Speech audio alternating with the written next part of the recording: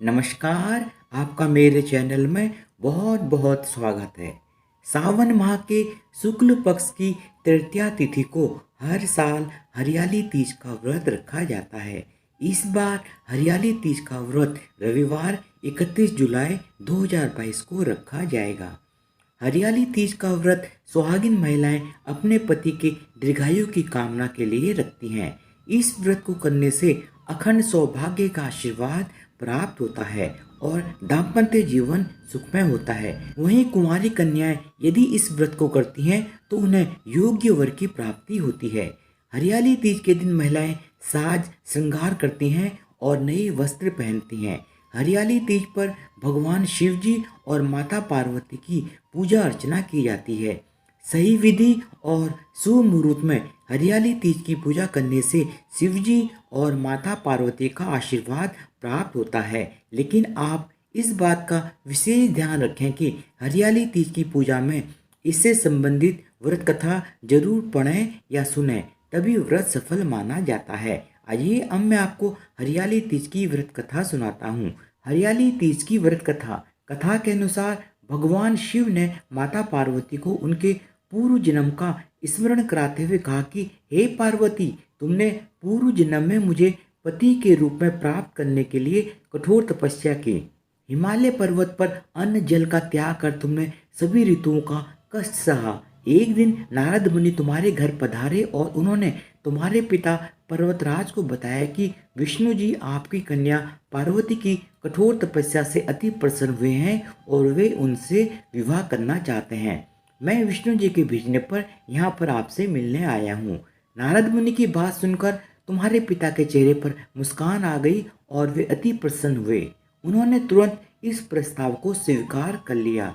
उन्होंने नारद जी से कहा कि वे अपनी पुत्री पार्वती का विवाह विष्णु जी के साथ कराने को तैयार हैं। नारद मुनि ने विष्णु जी के पास पहुंचकर उन्हें ये सब बातें बताई। शिव जी माता पार्वती से कहते हैं कि पार्वती, तुम्हारे पिता ने जब ये बात तुम्हें बताई तो तुम बहुत ही ज़्यादा दुखी हो गई, क्योंकि तुम मन से मुझे पति के रूप में स्वीकार कर चुकी थी। ऐसे में तुमने यह बात अपनी एक सखी को बताई। तुम्हारी सखी ने तुम्हें जंगल में रहकर मेरा स्मरण करने का सुझाव दिया। तुम राजमहल छोड़कर जंगल चली गई और जंगल में रहकर तुमने मुझे पति के रूप में प्राप्त करने के लिए कठोर तपस्या की। इधर तुम्हारे पिता पर्वतराज तुम्हारे लुप्त होने पर बहुत ही ज़्यादा चिंतित होने लगे। उन्हें ये चिंता सताने लगी कि यदि इसी बीच विष्णु जी बारात लेकर आ गए तब क्या होगा। शिव जी माता पार्वती से आगे कहते हैं कि पार्वती, तुम्हारे पिता पर्वतराज ने तुम्हारे लुप्त होने के बाद सैनिकों को भेजकर खोज शुरू कर दी और उन्होंने धरती पाताल एक कर दिया। लेकिन तुम एक गुफा में रेत से शिवलिंग बनाकर मेरी आराधना करने में लीन थी। मैं तुम्हारी तपस्या से प्रसन्न हुआ और मैंने तुम्हें मनोकामना पूर्ति का वचन दिया।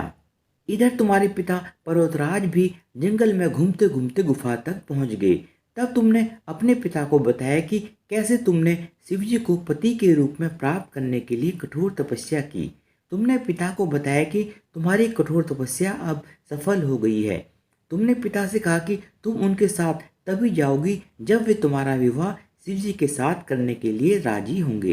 पिता पर्वतराज शिव जी और माता पार्वती के विवाह के लिए मान गए और उन्होंने विधि विधान से शिव पार्वती का विवाह कराया।